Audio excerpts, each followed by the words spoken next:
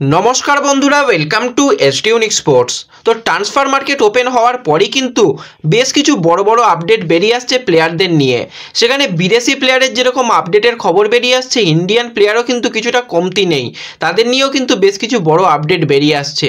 তোমরা ইস্টবেঙ্গলকে নিয়ে অনেকেই প্রশ্ন করছিলে, বিদেশি প্লেয়ার, ভারতীয় প্লেয়ার বা কী পরিবর্তন আসতে পারে উইন্টার ট্রান্সফার উইন্ডোতে, সেই নিয়েই মূলত আমরা আলোচনা করব এই ভিডিওতে। তাই ভিডিওটা শুরু থেকে শেষ পর্যন্ত দেখার অনুরোধ করলাম। আর সকলে কিন্তু একটা করে লাইক করে দিও। এই ভিডিওটাতেও 500+ লাইক আমি দেখতে চাইছি, আশা করি তোমরা কমপ্লিট করে দেবে। আর যারা চ্যানেলে প্রথমবার এসেছো, চ্যানেলটাকে মনে করে সাবস্ক্রাইব করে পাশের বেল আইকনটাকে অন করে রেখো, তাহলে তোমাদের প্রিয় দলের খেলার সমস্ত আপডেট তোমরা এখানে পেয়ে যাবে। তো চলো আর দেরি না করে ভিডিও শুরু করা যাক।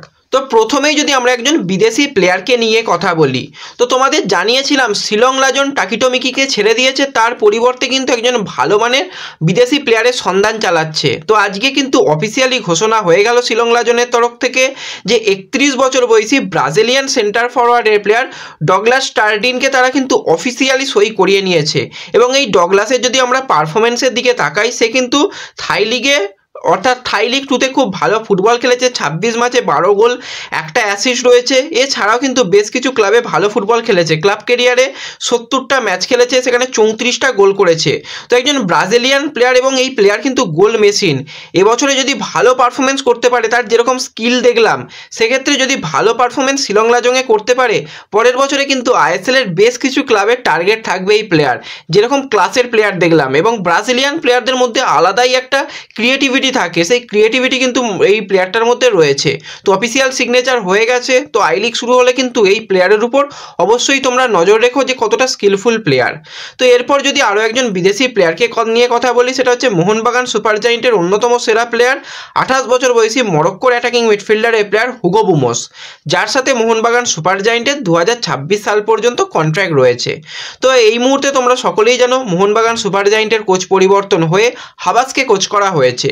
এবং হাবাসের সঙ্গে হুগোর কিন্তু কোনোদিনই ভালো সম্পর্ক ছিল না, সে এটিকে মোহনবাগানের আমল থেকেই আমরা দেখেছিলাম। তো সেক্ষেত্রে একটা সম্ভাবনা কিন্তু আবারও তৈরি হচ্ছে যে হুগোর দল পরিবর্তন করার। হাবাস এলেই হয়তো তাকে দল থেকে ছেড়ে ফেলা হতে পারে, কারণ এবছরে তার পারফরমেন্স একদমই ভালো হয়নি। টোটাল 20টা ম্যাচে মাত্র 3টে গোল আর 4টে অ্যাসিস্ট, এবং প্রচণ্ড পরিমাণে তাকে নিয়ে ইনজুরিতে ভুগতে হয়েছে। তো সেক্ষেত্রেই কিন্তু তাকে একটা ছেড়ে দেওয়ার চিন্তাভাবনা চলছে।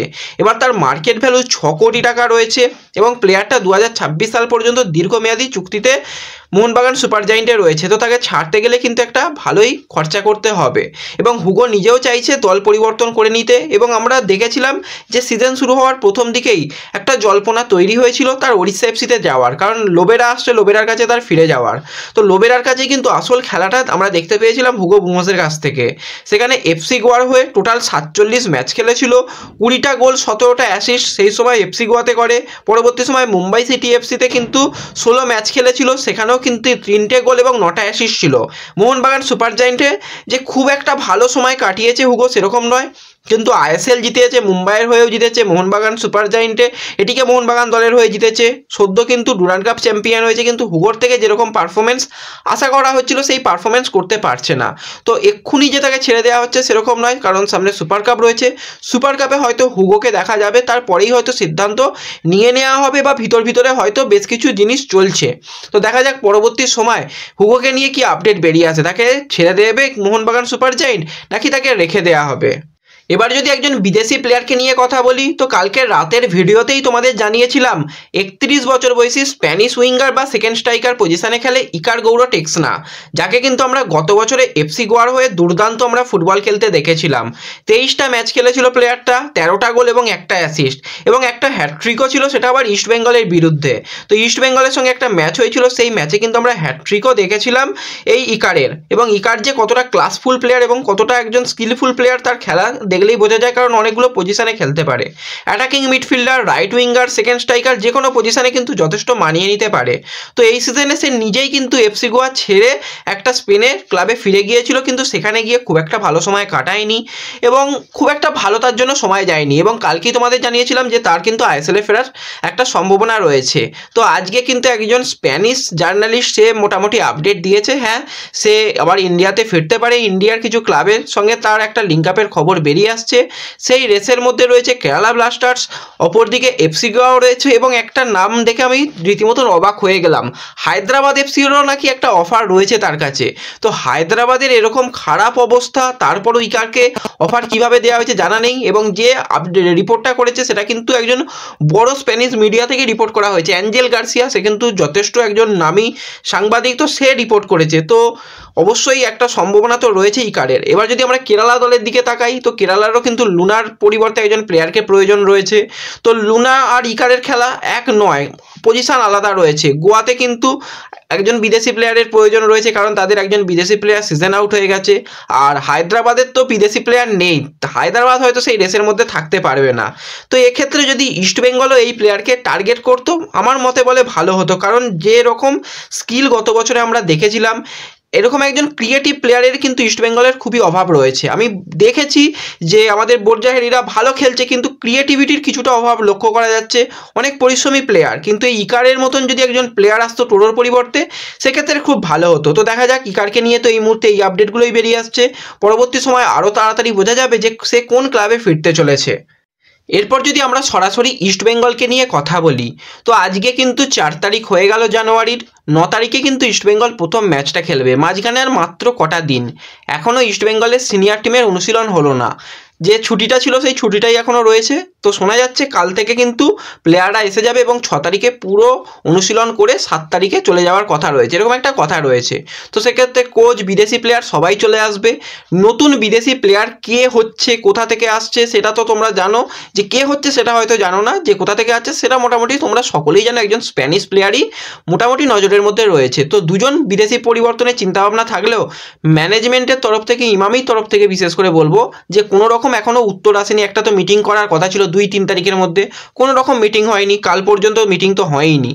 তো ভিতর মিটিং হতে পারে, কিন্তু অফিসিয়াল মিটিং যেটা বাকি ছিল সেটা কিন্তু হয়নি। তো সেক্ষেত্রে আরও একজন যে বিদেশি পরিবর্তন হয়তো বা পারদোকে ছেড়ে অন্য কোনো বিদেশিকে নেওয়ার কথাবার্তা থাকলেও সেই ব্যাপারটা এখনও পর্যন্ত মেটেনি।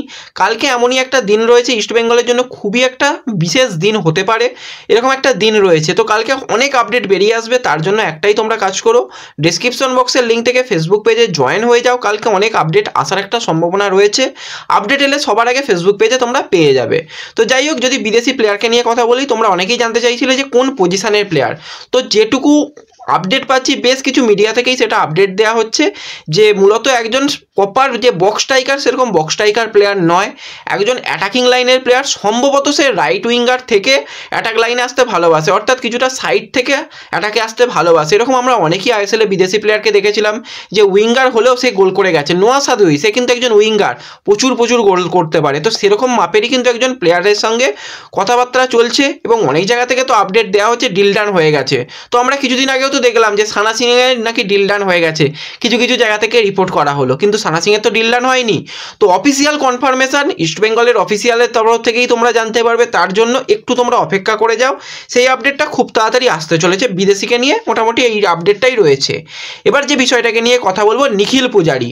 তো নিখিল পূজারিকে কিন্তু ইস্টবেঙ্গল চেষ্টা করছে, তোমরা সকলেই জানো। শুধু নিখিল নয়, হিতেশও রয়েছে। এবার নিখিলকে নিয়ে কিন্তু টানাটানি শুরু হয়ে গেল আইএসএলের বেশ কিছু ক্লাব।